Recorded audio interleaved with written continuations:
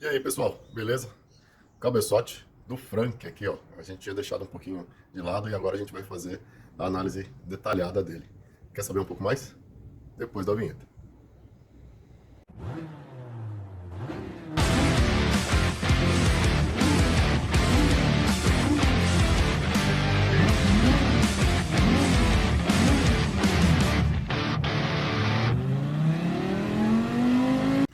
Bom, pessoal, tô com o cabeçote do Frank aqui, ó.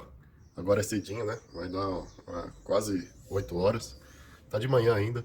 É óbvio que a gente tem que finalizar o projeto do Fire ali, né? Mas para finalizar precisa ligar a furadeira, precisa fazer barulho. E hoje aqui de manhã eu tenho os meus vizinhos, né? Então vamos respeitar pelo menos esse horário aqui de manhã, né? Eu já faço um barulhão aqui com todas essas ferramentas aqui, a furadeira é escandalosa, o esmeril também é muito escandaloso, né? Então vamos dar um tempinho aqui, né? A hora que tiver próximo aí das 9 horas a gente liga os equipamentos mais escandalosos aí, tá bom? E para aproveitar esse tempo, nós vamos fazer o seguinte, a análise do cabeçote que estava rodando no Frank, tá? Já faz tempo já que eu tô devendo isso aí para vocês, então a gente vai fazer uma análise detalhada. Inclusive, vamos medir novamente a taxa de compressão depois que ele rodou tudo direitinho. Vamos ver, afinal de contas, como que esse motor estava rodando, ok? Vamos lá então? Bom, pessoal, esse aqui é o cabeçote do Frank, então, tá? Ele tá do mesmo jeito que a gente tirou do motor lá, quando a gente desmontou o motor. Não foi feito nada nele, tá? Simplesmente foi deixado ali para um momento desse aqui a gente pegar e dar uma analisada com mais detalhes. Então, veja bem, ó, ainda tá com as marcas da junta, mas o principal aqui, ó, que eu gostaria de estar mostrando para vocês. As velas, elas são aqueles modelos, não sei se vocês conhecem aí, a vela saltitante. Ela não tem eletrodo massa tradicional, do jeito que vocês conhecem, aquele pininho, tá? Então é feito um retrabalho na vela para aproximar, para fechar a pontinha dela para ficar próximo do eletrodo. E é saltitante por quê? Porque a centelha fica saltando em vários pontos diferentes aqui. Essa vela, ela tem vários benefícios, tá?